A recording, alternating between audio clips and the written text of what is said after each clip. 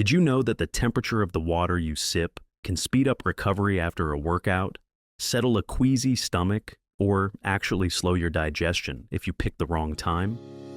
Welcome to Dr. Mercola's Cellular Wisdom. Stay informed with quick, easy-to-listen summaries of our latest articles, perfect for when you're on the go. No reading required. Subscribe for free at mercola.com for the latest health insights. Hello, and welcome to Dr. Mercola's Cellular Wisdom. I'm Ethan Foster, and joining me is Alara Sky. Today we're unpacking Dr. Joseph Mercola's analysis on why the temperature of your drinking water matters. A detail most of us overlook, even though roughly 75% of Americans live in chronic dehydration. Let's begin with the basics. Water keeps you alive, yet guidance often stops at drink more. Dr. Mercola points out that temperature, not just volume, changes how your body absorbs and reacts to each sip, influencing digestion, circulation, and hydration rate in real time. To make sense of that, we need clear ranges. Cold water sits between 41 and 60 degrees Fahrenheit.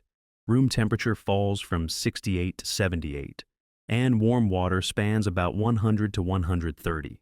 Knowing where your preference lands helps you adjust for comfort and function. Cold water is famous for refreshment after exertion or on sweltering days. It actively cools your core, trims about 5 calories per ounce as your body warms it, and sharpens alertness. That crisp sensation nudges you to keep sipping, which sustains hydration when heat or exercise ramps up fluid loss. Beyond workouts, even brief exposure to cold climates or crowded indoor events can raise your core temperature, and a chilled sip offers immediate relief without resorting to sugary beverages. Still, timing matters. Drink cold water alongside a rich fatty meal, and you may feel heaviness because lower temperatures solidify fats and slow gastric activity.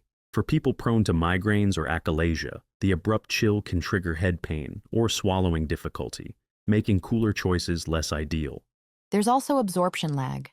Extremely cold water can sit in the stomach longer, an issue when you need rapid rehydration after illness, travel, or digestive upset.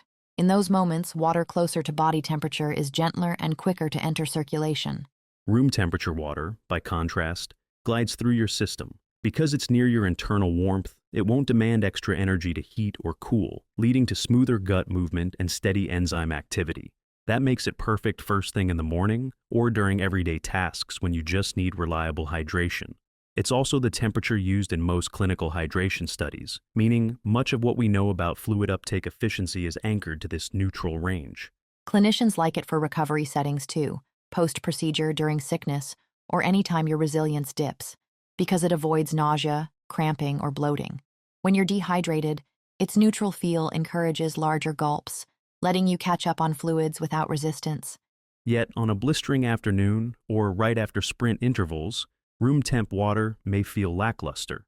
In those contexts, rotating in cold sips not only cools you faster, but also keeps intake pleasant, ensuring you don't unintentionally drink less. Warm water enters when comfort and restoration top the agenda. Dr. Mercola notes it relaxes the smooth muscles of your gut, easing cramps and prompting gentle bowel movements, particularly if you drink it on an empty stomach at dawn. It also thins mucus and calms sore throats when you're congested. Meanwhile, the gentle heat dilates blood vessels, boosting circulation so oxygen and nutrients move efficiently, handy during cold mornings, fatigue, or any time you've been sedentary for hours. But warm water can backfire if you rely on it during intense heat or heavy exertion.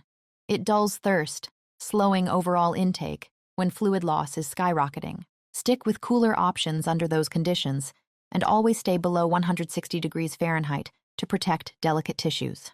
So, is there a perfect temperature? Dr. Mercola says no. Hydration is dynamic. Factors like climate, diet, activity level, and personal physiology shift daily needs. Flexibility beats rigid rules, such as the outdated 8 glasses a day mantra, which lacks scientific backing. Thirst is your built-in, early-stage signal, not a late alarm. Listen to it. Also, remember fluids arrive in many forms: fruits, vegetables, soups, teas, and electrolytes like sodium, potassium, and magnesium govern how water moves in and out of cells. Overhydrating on plain water without balancing minerals can dilute electrolytes, stress kidneys, and mimic sodium deficiency. Quality is as vital as quantity. Use urine color and frequency as a loose guide, but prioritize how you feel: alert, balanced, and free from extreme thirst or heaviness. One overlooked nuance is thermal perception. Room temperature water can feel warm in winter and tepid in tropical heat. Even within a day, what feels cool after a workout might feel too cold when you first wake up. Context changes comfort, so stay observant. To keep those minerals balanced, focus on naturally rich foods: leafy greens for magnesium, avocados and bananas for potassium, and unrefined sea salt in moderation for sodium. These sources help your cells move water efficiently without resorting to sugary sports drinks. That dovetails with another misconception: the strict 8x8 rule. Reviews cited by Dr. Mercola show no sound evidence that every adult needs 64 ounces daily. Your needs sway with climate, diet, and effort levels, so use thirst and common sense cues instead of forcing quotas. Climate extremes highlight this flexibility. In winter, you may crave warm water to counter external cold, while in humid summer heat, chilled water feels restorative. Tracking these shifts trains you to anticipate needs rather than react when dehydration has already set in. Practical cues support that intuition.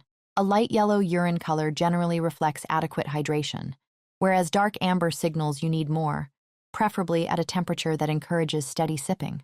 Combine that with paying attention to dry mouth, fatigue, or headache, and you'll rarely misjudge your fluid status. Let's summarize the core effects. Cold water cools you quickly, offers a mild metabolic boost, but can slow digestion. Room temp supports consistent hydration, faster absorption, and gentle digestion. Warm water soothes, improves circulation, and aids respiratory relief, but reduces thirst during heat. With that in mind, hydration becomes a series of informed micro-choices instead of a blanket prescription. Choose cold when core cooling or alertness is priority, room temp for all-day sipping, and warm when digestive or respiratory comfort leads. That brings us to a practical one-week challenge. Track 4 daily moments: after waking, with your largest meal, post-exercise, and before bed. Consciously pick a water temperature that aligns with Dr. Mercola's guidance for each situation. Jot a quick note on how you feel 10 minutes later: energy, digestion, or ease of breathing. At week's end, review your notes. You'll likely notice patterns. Perhaps you recover faster after workouts with cold water, or sleep better when you sip warm before bed. Let those observations steer future choices rather than arbitrary targets. Thank you for watching Dr. Mercola's Cellular Wisdom. We'll see you on the next episode. Thanks for watching. Subscribe now and click the notification bell so you never miss an update. See you in the next video.